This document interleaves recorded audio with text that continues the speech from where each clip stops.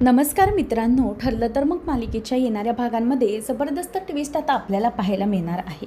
कारण की आता सुभेदारांची वाट लावण्यासाठी सचिन आणि प्रिया दोघंजणही तयार झालेले आहेत. म्हणजेच आतापर्यंत प्रियाची जी गुड न्यूज घरापर्यंत पोचलेली नव्हती ती गुड न्यूज आता फायनली पोचणार आहे. म्हणजे सचिन एक मोठी खेळी खेळणार आहे.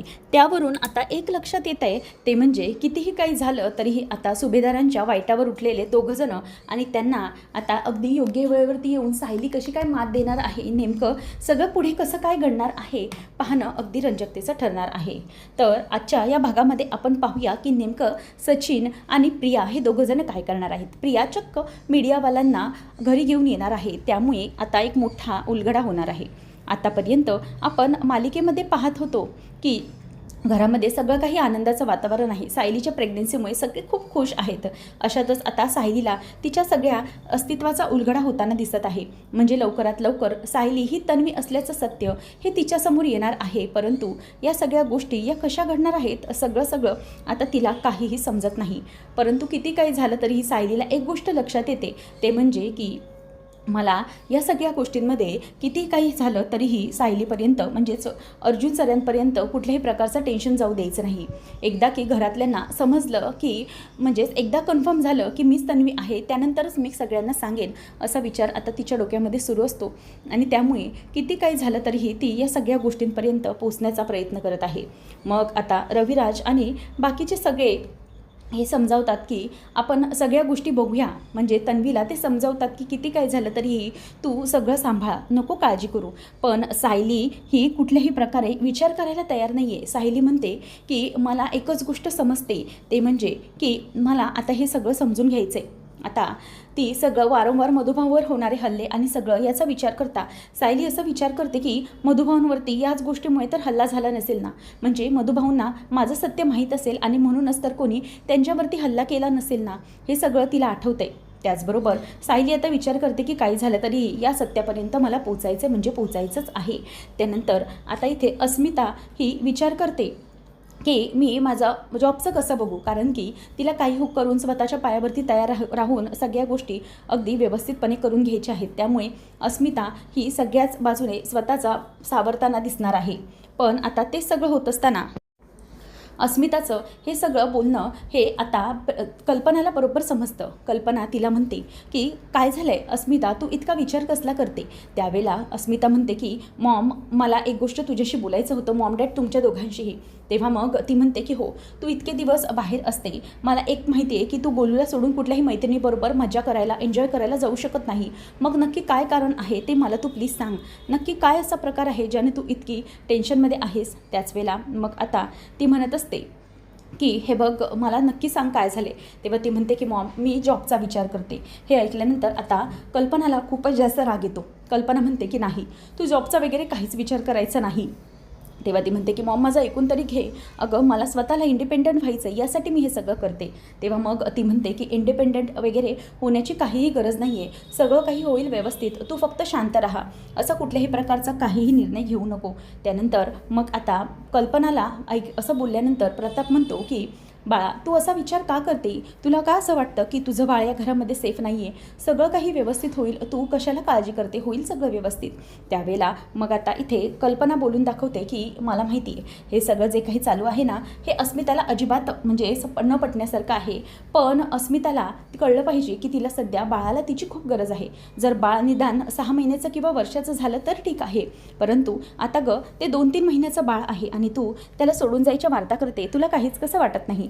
अस्मिता म्हणते की मॉम, पण मी खरंच म्हणजे मला गोलूची रिस्पॉन्सिबिलिटी घ्यायची आहे आणि म्हणूनच मी हे सगळं करते ना. तेव्हा मग ती म्हणते की हो, मला माहिती आहे जबाबदारी आहे, पण थोडा वेळ धीर धर. तेव्हा ती म्हणते की पण माझ्या हातून जर अपॉर्च्युनिटी निघून गेली तर मी काय करू. ती म्हणते की असं काही नसतं, आपल्या वेळेला बरोबर अपॉर्च्युनिटी येणार, तू नको काळजी करू. हे जे काही सध्या चालू आहे ना, ते सगळ्या गोष्टी अगदी व्यवस्थितपणे कर. मग किती काही झालं तरीही आपण सगळ्या गोष्टींपर्यंत अगदी व्यवस्थितपणे पोचूया.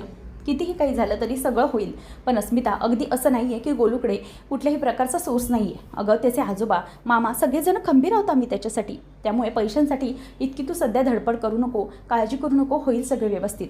आणि म्हणूनच आता अस्मिता हे सगळं बोलत असताना कल्पना म्हणते की नको काळजी करू, होईल सगळं व्यवस्थित. आणि त्याचबरोबर आता कल्पना ही म्हणते की किती काही झालं तरीही तू आता एकच गोष्ट लक्षात ठेव. कल्पना म्हणते की अगं अस्मिता बाळा, नको नको कसलीही चिंता करूस, सगळं काही होईल व्यवस्थित, आम्ही आहोत ना तुझ्याबरोबर, फक्त इतकंच कर. शिवाय तू जर तिथे जॉबला जाण्यापेक्षा एखाद्या वेळेला वर्क फ्रॉम होम बघितलंस तरी चालेल, म्हणजे तुला गोलूही बघता येईल आणि तुझं कामही, तुला बाकी कुठल्या कामाचं टेन्शन नाही, पण हे सगळं काम तुला करता येईल. अस्मिता म्हणते की मॉम, खरंच हा ऑप्शन तुला योग्य वाटतोय का? तेव्हा मग ती म्हणते की हो, हा ऑप्शन मला अगदी परफेक्ट वाटतो. काही झालं तरीही तुला हा ऑप्शन अगदी करण्यासारखा आहे, त्यामुळे तू नको घाबरूस, कसलीही चिंता नको करूस, होईल सगळं व्यवस्थित, असं म्हणून आता तिला सांगते. आणि त्यानंतर मग आता गोलूला मिठी मारून अस्मिता म्हणते की गोलू बाळा, मी तुझ्यासाठी एक मोठा तोडगा काढलेला आहे.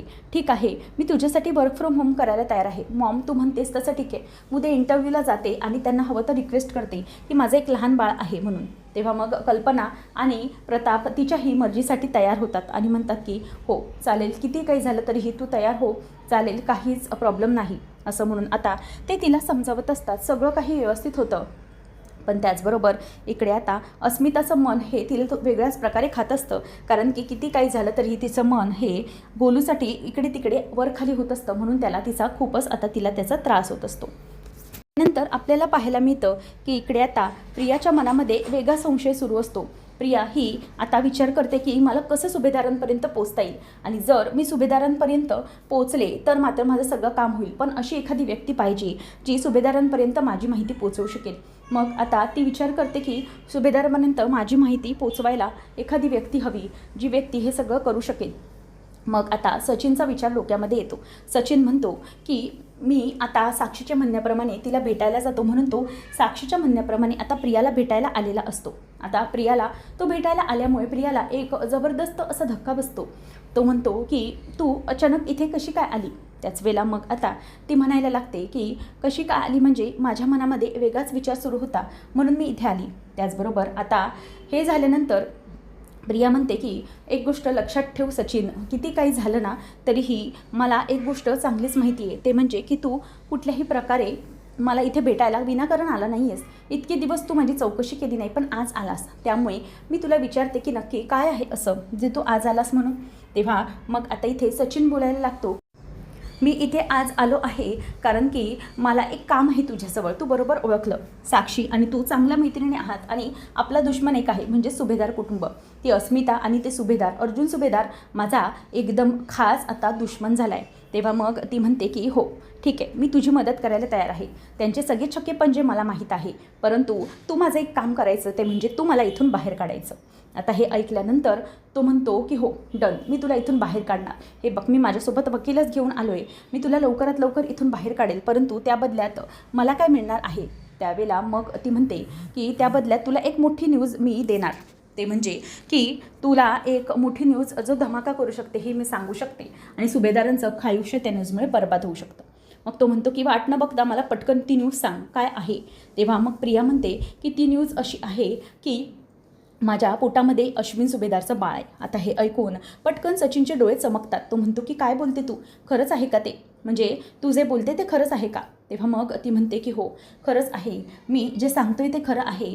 अश्विन सुभेदारचं बाळ हे माझ्या पोटात आहे आणि हे सगळं अर्जुनला आणि अश्विनला माहीत आहे, परंतु त्या दोघांनीही मला हे सगळं कळू दिलेलं नाही आहे. म्हणूनच हे सगळं होत असताना आता सगळ्या गोष्टी या त्याच्या बाजूने होत असतात. म्हणून इथे आता अश्विनचं म्हणजे कशी वाट लावायची सुभेदारांची हे त्याने पूर्ण ठरवलेलं आहे. आणि म्हणूनच आता तो म्हणतो की हे बघ, आता तुझ्या पोटामध्ये बाळ आहे आणि तुला काहीतरी त्रास होतोय, याच्या नावाखाली मी तुला इथून पटकन वकिलाकडून बाहेर काढू शकतो. म्हणूनच आता इथे वकिला थ्रू पटकन पेपर बनवून ती सचिनची प्रोसिजर सुरू झालेली असते. आणि काही करून सचिन आता तिला बाहेर काढून मीडियावाल्यांना सुभेदारांच्या घरी घेऊन जाण्याचं पूर्णपणे प्लॅनिंग करत असतो. आणि अशातच आता सायली आलेली असते आश्रमामध्ये, आणि एकीकडे सायलीला तिचं सत्य समजत असतं.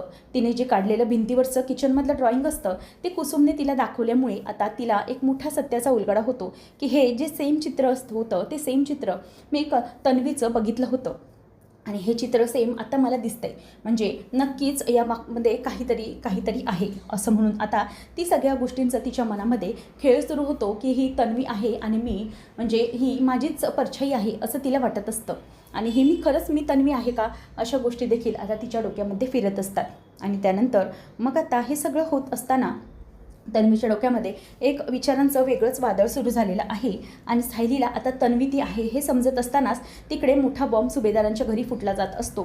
ते म्हणजे आता प्रिया ही म्हणजेच घरी आलेली असते आणि मीडियावाल्यांसोबत मोठमोठ्याने मीडियावाले हे ओरडत असतात की बाहेर या, सुभेदार कुटुंब बाहेर या, असं म्हणून आता ते सगळेजण अशा प्रकारे तयारीला लागलेले असतात. आणि त्यानंतर मग आता हे सगळं होत असताना सुभेदारांचा हा सगळा खेळ सुरू असताना म्हणजे सगळे जेवायला बसलेले असतात त्याच वेळेला प्रिया बरोबर अगदी वेळेवरती आलेली आहे आणि प्रियाने या सगळ्या गोष्टींची तयारी केलेली आहे.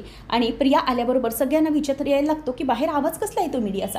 तेव्हा सगळेजण येतात त्याच वेळेला प्रिया समोर आहे आणि मीडियावाले हे म्हणतात की सुभेदार कुटुंब तुमच्यावर इतकी मोठी दगडफेक केली जात आहे की तुम्हाला ओळखता येणार नाही आहे की तुम्ही इतकं चुकीचं मार्ग केलात. तुम्ही घरात सगळे सुशिक्षित असताना एका गरोदर बाईला म्हणजेच गरोदर स्त्रीला तुम्ही सुनेला घरातून बाहेर काढता आणि हे सगळं करता, असं म्हणून आता सगळेजण हे त्यांच्यावरती ओरडत असतात. आणि बरोबर आता प्रिया ही सगळ्यांवरती लांछन का टाकत असताना मी गरोदर आहे हे ऐकल्यानंतर तिकडे कल्पना, प्रताप सगळ्यांना मोठा धक्का बसतो. आणि त्याच वेळेला आता जेव्हा प्रिया सगळ्यांना घेऊन आलेली असते आणि प्रिया ही त्यांच्यावरती ही मोठे आरोप करत असते, त्याच वेळेला आरोप प्रत्यारोप करत असताना सायली तिथे पोचलेली आहे आणि सायलीने तिचा हात धरून तिला बाजूला ढकलून दिलेले आहे. त्यामुळे आता बरोबर सायली वेळेवर पोचून तिने पुन्हा सुभेदारांची इज्जत वाजवली. नेमकं पुढे कसं काय घडणार पाहणं रंजक ठरेल. अशाच अपडेट्ससाठी चॅनलला नक्की सबस्क्राईब करा. धन्यवाद.